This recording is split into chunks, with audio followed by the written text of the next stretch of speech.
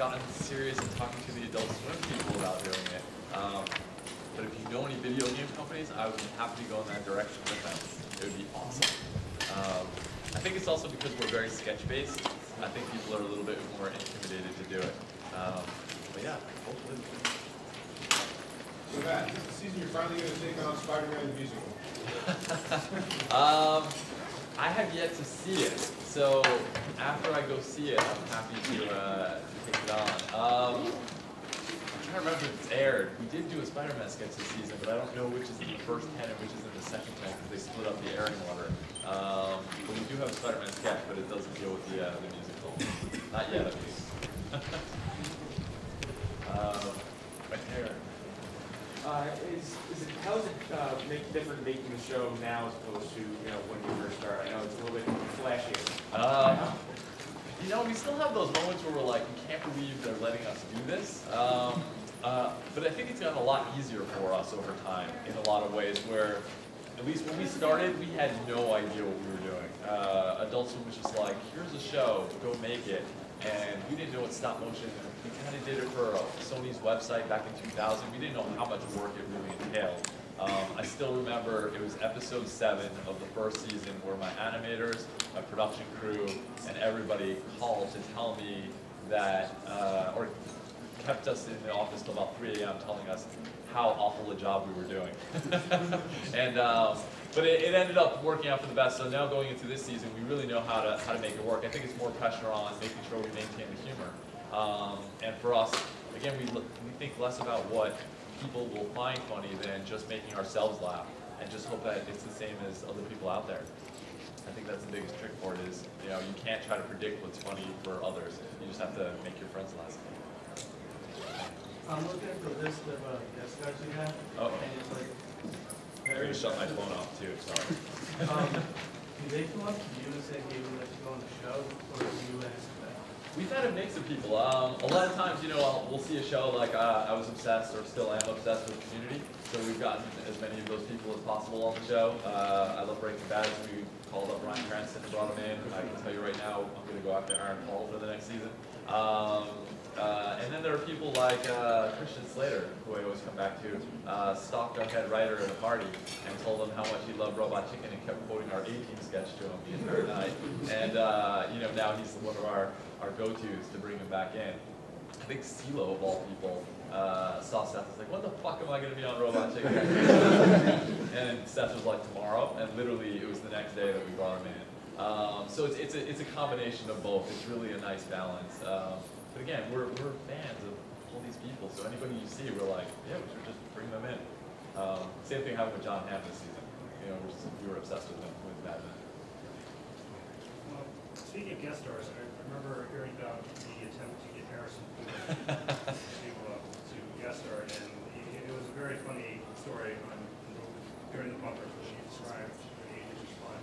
Are you guys still go for it? Because, George Lucas has a lot of this. Isn't that enough for Harrison to jump on the bandwagon? I think it's just a matter of the information getting to Harrison in order to say yes or no. We had this really great moment for, we were trying really hard for the 3rd Star Wars special to pull it off. I give a lot of credit to Jon Favreau, of all people, who was shooting Cowboys and Aliens at the time because we wanted him to be in the Star Wars special also. And he was going to get the information to Harrison, and we were like, this is the greatest day of our life. And it was a little bit heartbreaking because we had a scheduling conflict with John, and because he's in production, it was like 22-hour days for him. He just couldn't do it, and we missed that small window. And then we were just like, it wouldn't happen. And John was like, I'm sorry, I tried. And we're like, oh, but we're going to go into the next season, and we'll still go out to him, and we'll still try. And yeah, he's the ultimate get for us fanboys. So we'll shoot for it. In the back. Well, you permanently worked me after the breakably soft fabric soft. Do you get any pushback from Snuggle on that one? What does that have to do with Snuggles? Well, it's the polar bear, the iconic bear. If you want to make that association. I blame you, though. I love it, though. There's wonderful freedom of speech in this country. Over here. So, how awesome does it feel, like after all the work that you put into all the Star Wars specials, being featured so adamantly on the blooper reel on the newest Star Wars collection? Like on that last disc, there's more Robot Chicken on there than anything else. It's like segment, Robot Chicken, segment, Robot Chicken, segment. For the Star Wars Blu-ray? Yeah, on that last disc. It's kind of weird in a great way. Like again, I'm giddy about Star Wars. I'm at that place where Star Wars has become such a part of my life in a way I never expected possible, and I still remain humble about it. Because it's weird to have people say that their introduction now to Star Wars was through our show, and I say I'm sorry when that happened. And then even just the conversations you get into, like we had these 3 interns on this last Robot Chicken Star Wars, and I got into a huge debate with them because they were telling me why the prequels were better than the originals, and I was like, you guys are out of your fucking mind.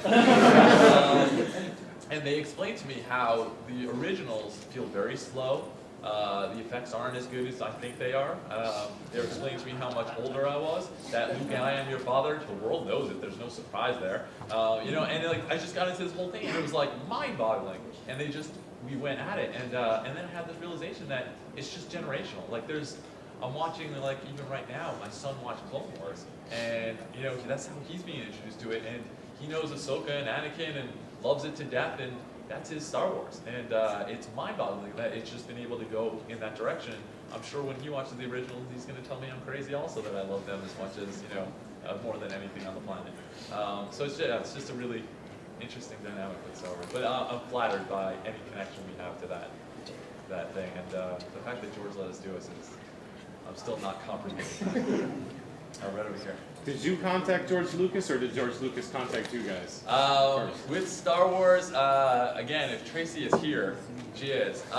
It's actually her fault in blue, because we had aired that Emperor phone call sketch, and I honestly, it was this great moment where it was like a week or 2 after it aired, and Lucasfilm showed up on our caller ID. And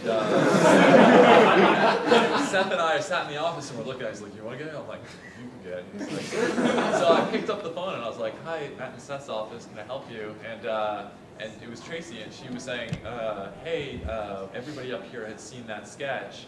Do you guys want to come up and maybe get a tour of Lucasfilm? And we were like, yeah? So within a week, we were up there, and they showed us around. We got the grand tour, and we were just so giddy. We met with like all the department heads there, and while we were at lunch, I figured it was my one chance, and I kicked Seth under the table. And I was like, I'm gonna do it. And I was like, hey, wouldn't it be cool if we did like a Star Wars, maybe half-hour Robot Chicken? And I never forget Seth stomped on my foot, like shut the fuck up. And literally, and within 3 weeks we were up and running. I could not believe how fast it really it moved. They were just really into it and game. And it was at the same time that Family Guy was starting up theirs, and it was just fun.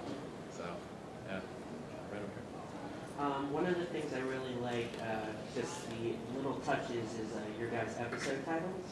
I know it's really nerdy, but we're at Comic-Con, so. In the upcoming season, is there any episode title that you just really think is funny or enjoy? I'm trying to remember. Season 5 was, we were taking someone's favorite movie and we mixed it with someone's most hated movie and made the titles that way. So I can't remember some of them. It was like, you probably remember them better than I would. But I know it was like, I can't even think of one. But if you look at any of the titles, that's kind of how we mixed it. Our first season was like rejected titles for the show. It's like each season we kind of come up with a theme of how we're going to name it. I think our last season was like a plea to like, please help us, we're stuck in a DVD factory. But yeah, we just have fun. It just starts the season, and it's just the fun thing that we can talk about on the right of it. Back. Do you guys ever self-censor, or is there a line you guys just don't cross and you write? There is some self-censoring, but very rarely. There is one joke where it was that we always come back to. It was the stillborn baby joke that we thought was really inappropriate, where the wife's giving birth and takes out the baby, the doctor looks at it and sees it, and then just goes wah wah.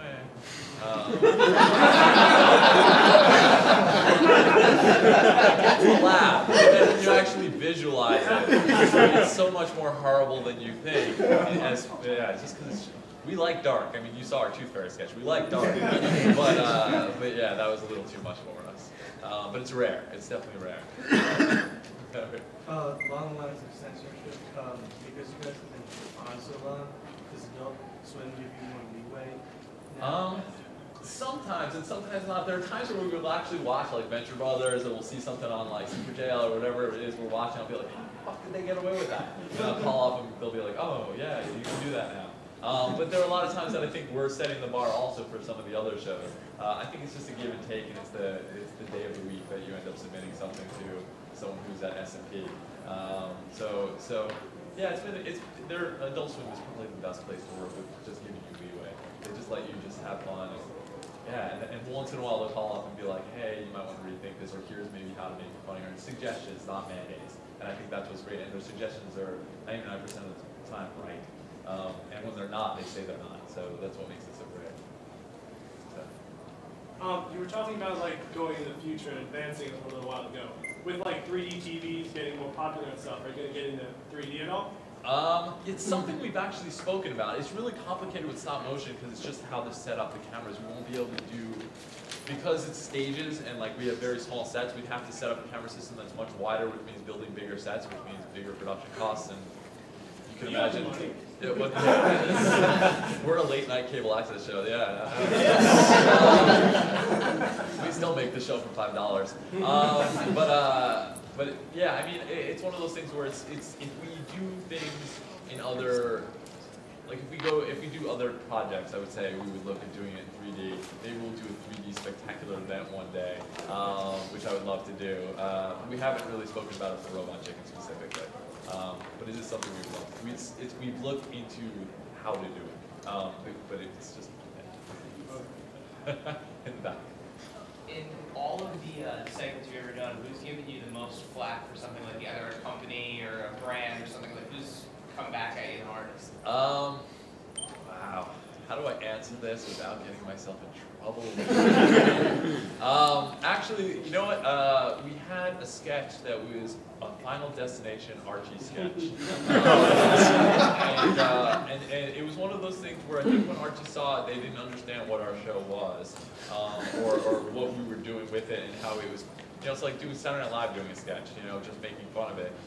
And it was really interesting because it went from being on air to them discussing it and us having conversations to them, their president calling up and saying, it is something we really like, can you please air it again?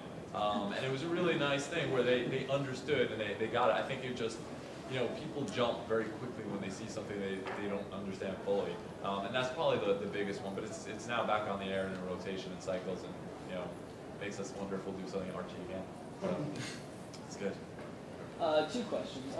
I know you work for Twisted Toy Fair Theater and Wizard Magazine. I was wondering if you ever reused a joke from that by accident on Robot Chicken. And 2, I really like Titan Maximum. Is it coming back? All right, where to start? With Twisted Toy Fair Theater, you know, most of the main guys there, Doug Goldstein, Tom Root, even Mike Casola to some degree, have worked on Twisted Toy Fair Theater. So, as far as reusing a joke, if we did, I'm sure we didn't mean to. It just means that we're very short-sighted and stupid. But at the same time, I think, you know, it's one of those things where, you know, Toy Fair inspired us. It got us all together and created a bunch of people who just found things funny together. That's how we met Seth. He was a big fan of Twisted Toy Fair Theater and called up one day and then lured us out to the West Coast. So that was good. With Titan, the tricky thing with Titan was, or is still, it's how and when is always the big thing. I just don't know when we're going to get back to it, because the one thing we realized very quickly is how all-encompassing Robot Chicken is. You know, we shoot 11 months out of the year to make 20 episodes, and factoring that in, I just don't know. I I just want to say, I think it's one of the funniest voice casts on TV too. I love it. Yeah, everybody on that show was. It's like a lot of our favorites. Everybody from Brecken to, you know, Dan, who are both writers and voice talent, and then on top of that, you know, like Rachel is phenomenal and the sweetest woman in the entire universe. And Eden Espinosa, if you guys don't know her, I highly recommend checking her out in any musical you can. She was in Wicked, and I can't hype her up enough. Like honestly, if she's not on television soon, like in a live action thing, I would be shocked because she's that amazing. Thank you. Standing up in the back. Your show, you could go next. your show is known for bringing in quite some popular voice actors for popular television and movies and what have you. What I'd like to know is, are there any plans to possibly have any video game voice actors, like for instance, like David Hayter or something like that? We would love to.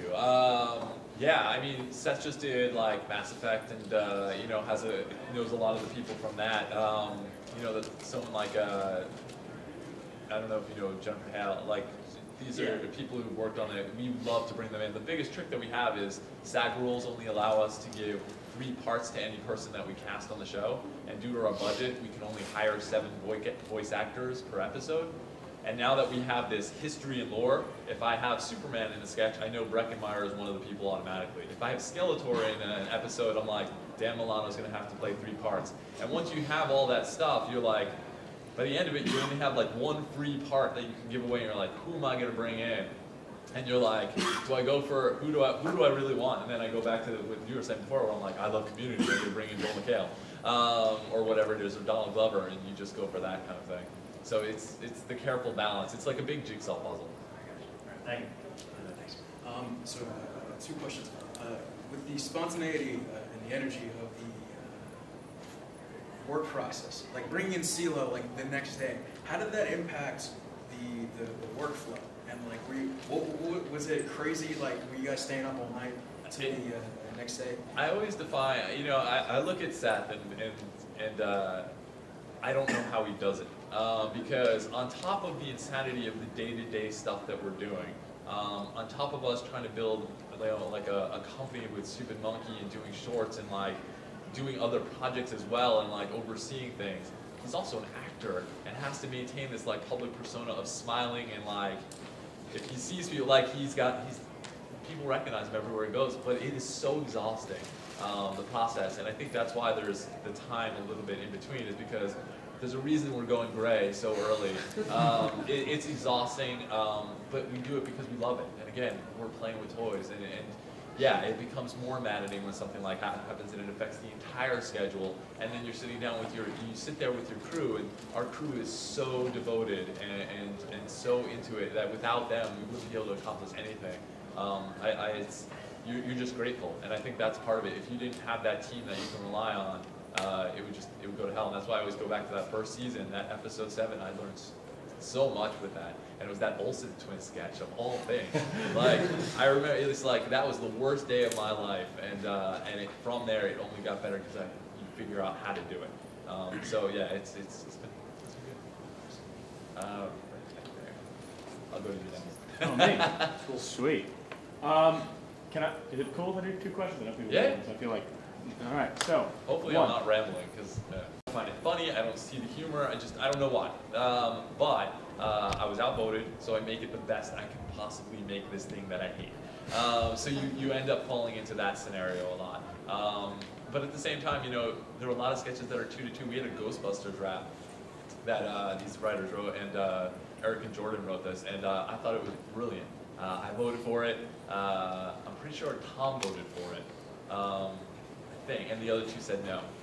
And it will never see the light of day. To this day, I swear by that sketch. I wish it would air, but we'll never see it. So, yeah, fun voting process. Okay, I have 2 questions. Oh. First question would be, obviously you've tackled Star Wars in terms of specials. Has there been any consideration, since Halloween is coming up, in doing possibly a Halloween sketch? A Halloween special? Like, we've talked about doing a Halloween special. We've done source material there. I'm trying to remember what season it was. It was either season 3 or 4, episode 4. It had like, gosh, I'm trying to remember. It had a whole bunch. It had the pumpkins in it. Yeah, it had a pumpkin sketch in it. We tried to make that a little more Halloween themed, and then we realized really quickly that there wasn't enough funny stuff that we wanted to do with Halloween. So we're like, yeah, that's a waste of time. So I think Christmas is more iconic for that. For us, not saying no. It's when you have the group of writers in the room, things will click in that direction. I think. But yeah. Okay. And the second question is, Family Guy has taken several shots at you in your Star Wars special. When is Robot Chicken going to take a stab at that? And how did that come about? I like to put it this way. Gosh, how do I even phrase this? It's one of those things where they're getting us press. So they want to take the piss out of it, and we're on late night on Adult Swim, and they can triple our audience by just saying it on Fox, which gets like 15 million or 10 million views or whatever it is. God bless them. And on top of that, Seth MacFarlane's is awesome. Like, you hear his voice, and it says everything. His Emperor to this day is my favorite character. You know, it's like, his Santa Claus makes me smile. His Lion-O is like, oh my God. So you just have to, yeah, it's one of those things where I don't want to bite the hand that feeds me a lot of this, but I'm sure we'll do something Family Guy oriented. You know, we have all those people on. We've had Neil on a ton of times. We have Alice Morrison on. We just like playing with those guys. You know, even Mike Henry's been on a bunch. Yeah, it's just fun. So yeah. I haven't forgotten you, by the way. I haven't. Okay. Got my question. Oh, okay, perfect. Quick question. Now that you've pretty much tackled Star Wars, is there any other film series that you're going to go after? Film series? I'll answer just by saying sorta. Come to our panel. What's next? I'm not allowed to say it here yet. You've already talked about Lion-O just now as one of the characters. You've done a lot of parodies of material that are now on Cartoon Network and have things that or characters that you can utilize from kind of within the same company now. Do you ever get any flack from kind of internally, like, we don't want you to make fun of our own properties too much? You know, I think it goes back to what I was saying about Family Guy. I think it's the internal love is a great thing, because all you're doing, it's free promotion for all these other shows. If we make fun of something, again, it's like Saturday Night Live doing it. When you see something on Saturday Night Live that they're making fun of, it only brings and drives viewers to see what you are talking about, which I think is a great thing. So for the most part, Cartoon Network's like, there you go. We've got toy companies where they're like, here's our toys, make fun. It's awesome in that regard. Because again, it's just yeah, we're goofing around. We like to make fun of things lovingly because we have such an affection for these things. We're not like, hey, this fucking sucks, look how terrible it is. So, yeah. You guys do a lot of 80s and 90s cartoons. So do you guys usually go back and actually watch the show and like, okay, I'm gonna take this character and see what happens if he meets this one, and like, you know, similar to like the Super Friends that you guys did and yeah, Ninja Turtles? we go back and watch a lot of the stuff. The worst part about it is we have a giant memory of all of this stuff, where the collective group of us, it's hard to beat us in like geek off trivia contest. There's at least one of us that can answer a geek type of question. If you ask, the best one I always see is like Seth, if you give him a G.I. Joe toy part, like a wrist or an arm, like a hand, he will be able to identify not only the character, but what year it came out in. So it's like, you just sit there and it's mind-boggling. But yeah, we watch all this stuff for reference, and it's just, again, for us, it's how these characters would interact. That's the biggest thing that we always talk about, and it's kind of our catchphrase is, it's taking these absurd environments and making them mundane, is kind of how we kind of put together our humor. So, with your Stupid Monkey videos on YouTube, yes. How did that all come about? You know, we realized that, you know, like even Seth here, like my little Seth, you know, was wearing the Super Monkey t-shirt. We never expected, we were a bunch of episodes into the season, and then they were like, hey, you have a title card at the end of Robot Chicken. You guys need a company. And I put your name on it, and we were like, uh-oh. So I remember, you know, Seth was like, hey, we got to come up with something, what do you want? And I was like, what's your favorite word? And Seth's like, this is stupid. I'm like, stupid. And I was like, I like monkeys. And that's how Stupid Monkey came about. It was a 3-second conversation. So we wrote that in, we made our company, and then we just put those title cards at the end. Adam Talbot started drawing these things for us, and it was great. And then from that, people just started being interested in this little character who's become kind of like a bad robot, you know, or Gur-Arg kind of scenario, you know, with Joss's company. It's like the same type of thing where that's what it turned into. And so YouTube was interested in producing a couple shorts, and it's kind of spiraled into that. And as far as how we did it, we just worked with some animators of ours who had an idea of how to mix live action in with, you know, stop motion. So it looks, yeah, it looks great.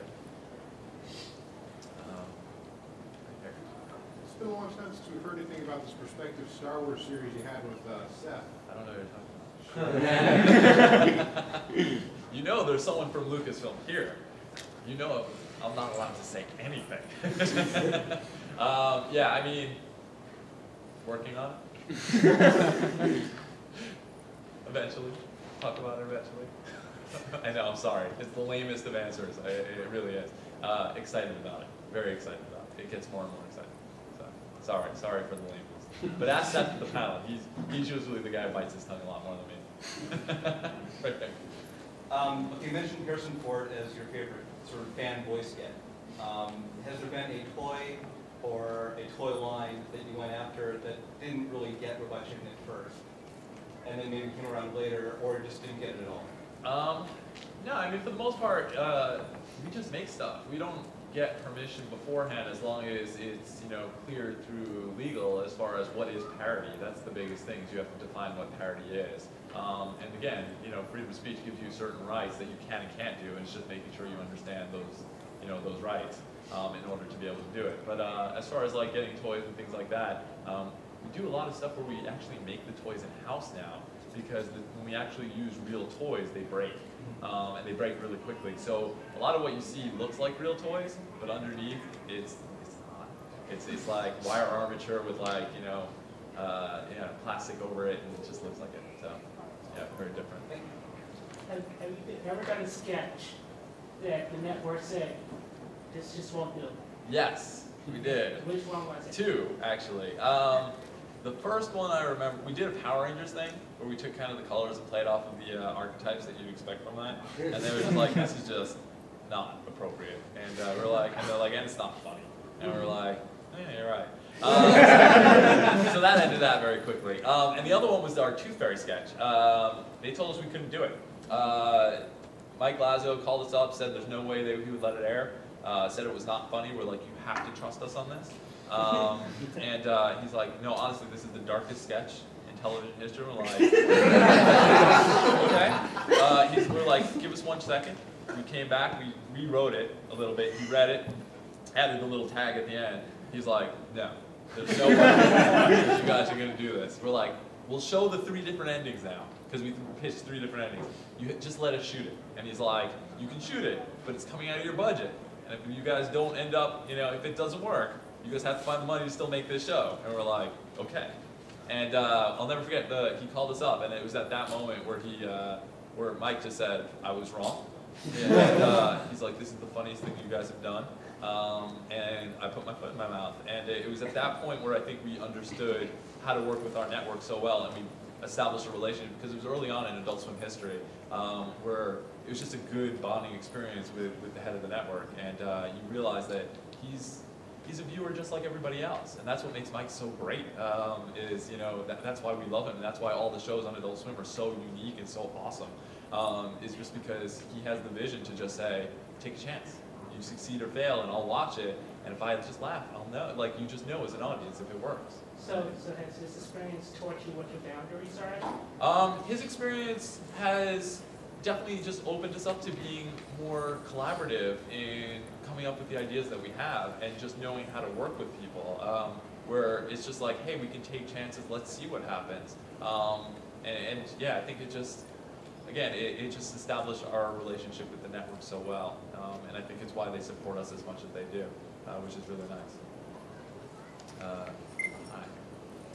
Just going to say, I mean, kind of rehashing that sketch, and looking into the creative process behind that, did you have a writer's meeting where just like, how can we go about doing this? Like, do you have like set goals when you're like, we need the darkest? Our head writer, Doug Goldstein, came up with that idea, pitched it in the room, and literally said, it's all about how you shoot it and kudos to him. I mean, it really was one of those where our writers are just brilliant, each one of them. They bring a different voice, and I always appreciate Doug Who Goes Dark.